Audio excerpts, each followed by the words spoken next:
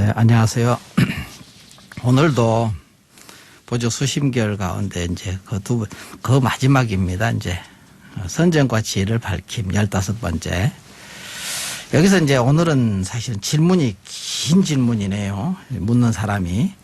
긴 질문을 한번 잘 들어보십시오. 우리들이 생각하는 그 문제거든요. 어떤 이가 물었다. 그대의 판단에 의하면 깨달은 뒤에 닦는 문, 오후 수행문이거든요. 이제 견성 체험하고 나서 닦는 그 방법이죠. 문이라는 것은. 가운데 선정과 지혜를 균등히 지니는 이치가 두 가지가 있습니다. 하고 이제 앞에서 쭉 해왔던 얘기입니다. 선정과 지혜를 균등히 이제 공부를 해야 되거든요. 그래서 이제 하나는 뭐냐? 자기 성품의 선정과 지혜요. 그랬거든요. 자기 성품의 본체로서 이제 선정과 지혜를 얘기하는 겁니다. 자성정해. 두 번째는 상을 따르는 선정과 지혜입니다. 상을 이제 경계를 쫓아서 선정과 지혜로서 이제 그것을 해결하는 이제 수상문 이제 정해라고 합니다. 그래서 자기 성품의 문에서는 이렇게 자성 이제 정해에서는 뭐냐면은 걸림없는 고요함과 거기서 이제 걸림없고 고요함이 근본이 본체거든요. 알미 있고 고요함과 알미 원래 무의인지라. 무의라는 것은 함이 없다는 소리거든요. 원래 함이 없는 거죠. 흔적이 없거든요. 티끌만큼도 상대가 끊어졌으니 티끌만큼도 상대성이 이제 다 없어졌죠. 왜냐하면 그 자리는 본래 절대의 자리니까. 어찌 떨치고 버리는 공을 수고롭게 할 것이며 한 생각도 망령된 정을 낼 것이 없거니 반년을 잊으려는 힘을 빌리려는 것이 없다 했거든요. 반년을 잊으려고 반년을 다 쉬려고 하는 힘을 그냥 굳이 힘을 쓰지 않아도 된다 이거죠. 이미 그 자리는 한 자리니까. 이 사실 믿어 들어가는 것이거든요. 이것은 돈문, 뭘로 깨닫는 문이죠. 돈문의 자성을 여의지 않는 선정과 지혜를 고루 가지는 것. 선정과 지혜는 항상 정에 등지해가지고 선정과 지혜는 항상 같이 돌아가거든요. 선정은 지혜를 돕고 지혜는 선정을 돕거든요. 선정과 지혜는 다른 이름이지 다른 이름의 같은 본체입니다. 선정과 지혜를 고루 가지는 것이라고 하였다. 그리고 또 이제 다시 아까는 자기 성품의 문이죠. 자성문. 근데 지금은 이제 상을 따르는 문에서는 어떠냐. 경계를 따라서 이제 거기에 대치하는 문이거든요. 이치에 맞게 흩어진 것을 거두며 이치에 맞게. 그래서 경계가 닥치면 이것이 어디로부터 왔는가 맨날 생각하라 했잖아요. 이것이 자기 자성으로부터 나온 거다. 딴 데서 온 적이 없다. 이렇게 하는 것이 바로 이치에 맞게 흩어진 것. 다 너다 나다 옳다 그래도 전부 흩어져 있거든요. 흩어진 것을 거두어서 하나로 이제 거두어 드리는 거죠. 그래서 법을 선택하여 공을 관하고 혼침과 산란을 고루 다스려 무의에 들어간다 하시고 이것은 전문, 점차로 깨닫는 문 중의 열등한 무리가 행할 바이다 하였습니다. 이 부분은 앞 시간에 이제 다 했던 법문입니다. 사실은 열등한 무리가 행할 바이다 하지만 열등하고 스승하고가 사실 따로 없다고 분명히 얘기했었죠. 전번 시간에. 그러나 이 두 부분의 선정과 지혜에 대하여 의심이 없지 않다. 즉, 한 사람이 이제 자기가 수행하는데 먼저 자기 성품의 문에 의해서 선정과 지혜를 고루 닦은 뒤에 다시 상을 따르는 문, 수상문이죠. 상을 따르는 문으로서 다스리는 공부를 해야 되는가. 또 혹은 먼저 상을 따르는 문에 의해 혼침과 산란을 고루 다스린 뒤에 자기 성품 문에 들어가는가. 이것은 마치 이제 흰 옥에 문체를 새겨서 본바탕을 해치는 것과 같으며 또 만일 먼저 상을 따르는 문의 선정과 지혜로 다스리는 공부를 이룬 뒤에 다시 자기 성품의 문에 돌아간다면 이것은 완연히 차츰 닦는 문에서 열등한 근기가 깨닫기 전에 차츰 닦아 익히는 것이니 어찌 단박 깨치는 문의 사람이 먼저 깨치고 후에 닦아서 공부할 것이 없는 공부를 한다고 하겠는가 하고 이렇게 계속 묻거든요. 이제 거기서 여태까지 이제 그 앞부분에 쭉 공부했던 부분입니다. 그걸 이제 보면은 여기서 왜 이 사람이 이런 질문을 했는지를 알게 되거든요. 만일 한꺼번에 하여 전후가 없다면 두 문의 정해와 돈점이 차이가 없는데 어떻게 한꺼번에 병행할 수 있겠습니까? 그렇다면 돈문은 뭘로 깨닫는 문이죠? 자성문에 의해 걸림없이 공부할 필요가 없고 전문의 열등한 근기는 상을 따르는 문으로 나아가서 다스리는 공부에 힘쓸 것이다. 두 가지 깨침이 있어서 단박과 점차가 나누며 다르며 낮고 못함이 분명하거늘 어떻게 먼저 깨치고 뒤에 닦는 문 가운데 두 가지를 아울러 해석할 것인가 해놓고는 의심을 풀어주오 하고 길게 질문을 이게 오늘은 온통 분별을 의심하는 사람의 질문으로 그냥 장엄이 됐거든요. 여기서 이제 우리가 생각할 때 육조 스님이 무슨 말씀 하셨냐면은 그러거든요. 이것이 옳다, 이거 이렇게 해야 된다, 이것은 틀리다, 이것이 먼저다, 이것이 뒤다 막 다투니까 육조 스님이 뭐라고 하셨냐면은 선우를 다투면은 그는 미혹한 사람이다 했거든요. 앞뒤를 다누면. 그러니까 너 나를 노누고 앞뒤를 논하고 시공을 노누고 전부 노는 사람은 이미 그건 깨닫지 못한 사람이다. 이게 미혹한 사람이다 이 소리지. 하였듯이 깨달으면 사실은 그것을 초래해버리니까 항상 하열한 것이 아니고 수승한 것이 수승한 것이 아니거든요. 필요에 따라서 이제 그 사람 근기에 따라서 방편을 쓰는 것이거든요. 사람이 열이 막 오르면 열 내리는 약을 쓰는 것이 방편이잖아요. 열이 내려갔는데 열 내리는 약을 똑같이 계속 쓰면 안 되지요. 열 내려가서 점점 내려가면 열을 올리는 약을 써야 되죠. 우리가 이제 혈압이 올라가도 혈압 내리는 약을 쓰고 혈압이 내려가면 혈압을 올리는 약을 써야 사람이 중심을 잡고 건강하게 이제 살아가듯이 똑같은 거거든요. 필요에 따라서 사람 근기에 따라서 여러 가지 이런 말들이 많지요. 네. 방편을 쓰듯이 법문 이게 방편을 쓰는 것이 법문이거든요. 법문이라는 게 따로 있는 게 아니고. 그래서 이제 금강경에도 보면 무유정법, 안욕따라 삼매학삼포자제, 정함이 없는 법. 항상 정함이 없죠. 이게 안욕따라 안욕볼이다 이 소리거든요. 그래서 깨달은 뒤에 닦는 문, 그러니까 오후 수행문이라고 했잖아요. 깨달은 뒤에 견성 체험하고 나서 견성 체험했는데 무슨 또 닦을 것이 닦아야 되는 것이 있나 하는데 사실 그렇지 않거든요. 했는데 깨달으면 이제 도노잖아요. 도노. 뭘로 깨닫는 거거든요. 깨달음이 뭐 점차 깨달아지는 건 아니죠.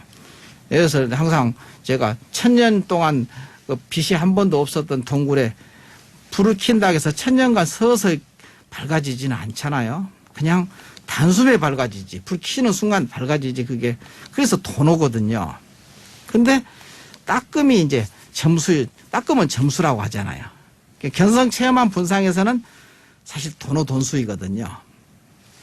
닦을 것이 남아있지 않거든요.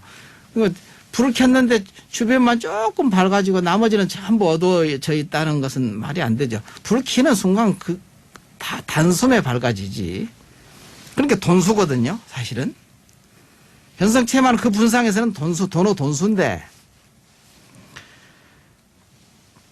그래서 이제 닦을 게 남아있다면은 도노가 이제 아니니까. 그러나 이제 이것이 항상 여여하지 않으므로, 여여하지 않잖아요. 업식이 두터우니까. 사람 근기가 천차만별이니까 이 소리죠. 아까 필요에 따라서 방편을 쓰듯이. 그래서 방편을 쓴다는 말은 도노 점수거든요. 도노하여 점수하는 것이거든요. 그래서 도노한 그것을 의지해서 낱낱이 점수, 낱낱이 닦아가는 거죠. 근데 이 닦아가서 귀결점은 어디냐 이게요. 점수하는 것의 그 귀결점은 결국은 돈수에 있거든요.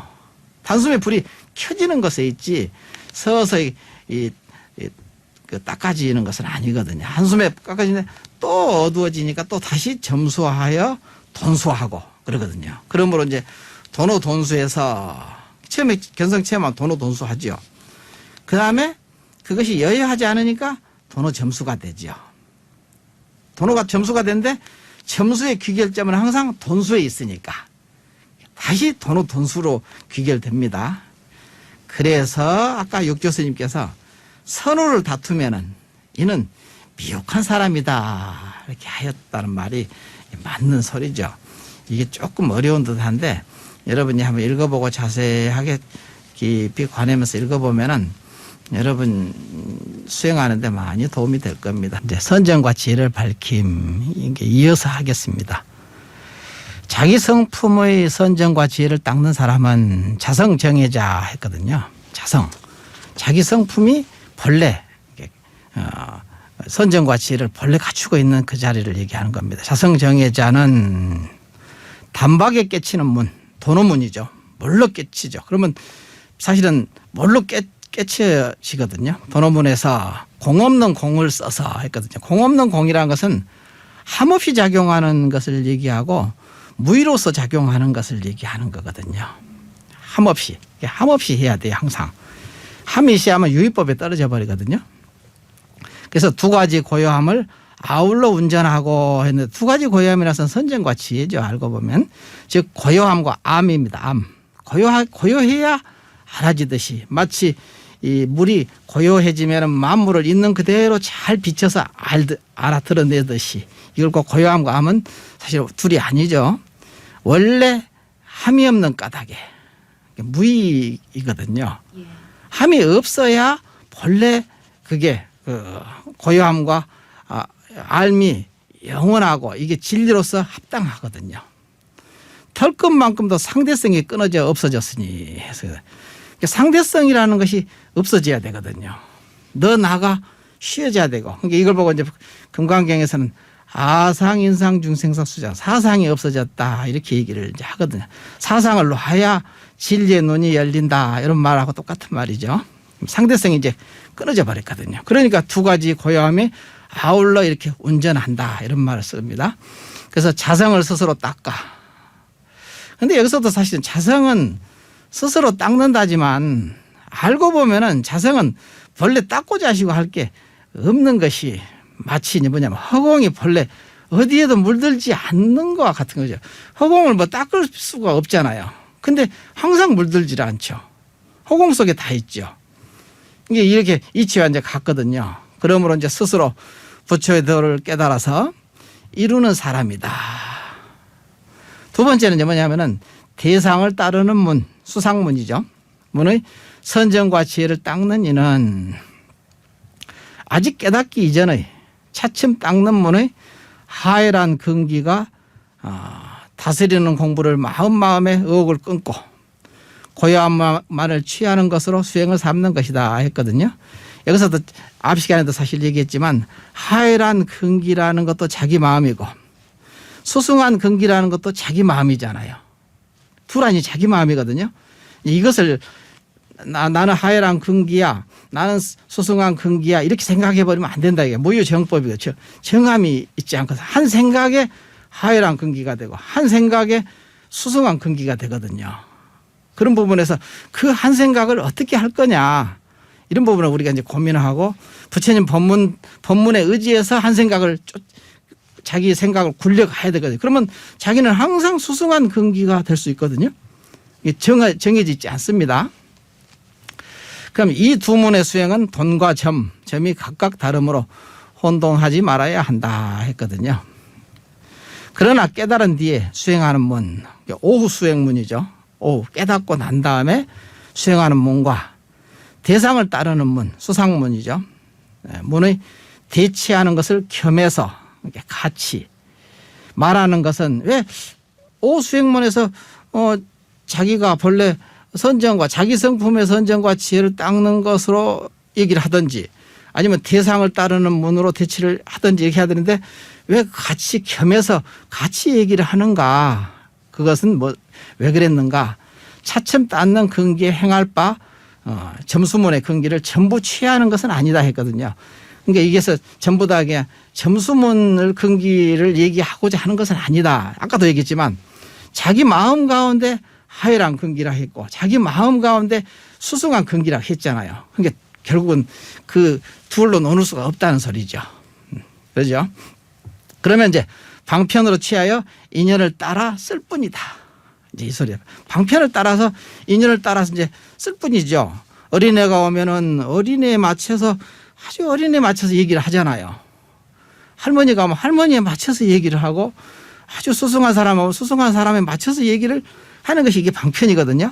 방편 따라 이제 그 쓰는 것이지 이게 그냥 이것은 하열하고 이것은 수승하고 이렇게 노는 수는 없다. 그러니까 이름을 어쩔 수 없이 붙여서 하열한 근기다 이렇게 얘기하는 거죠. 자기 마음 가운데 하열한 보살들 공부하는 보살들이 있고 자기 마음 가운데 수승한 보살들이 있거든요.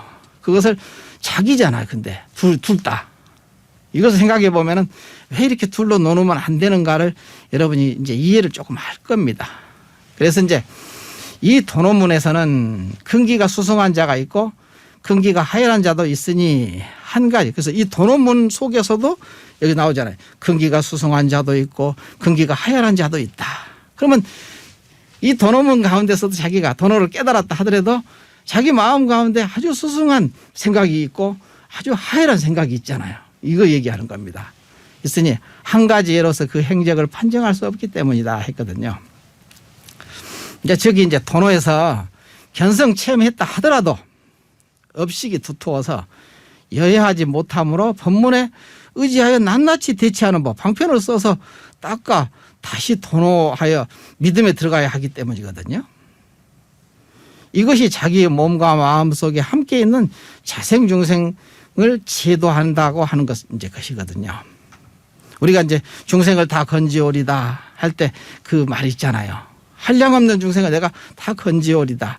그 속에는 자기 자생중생 안에 사실은 한량없는 중생들이 있죠.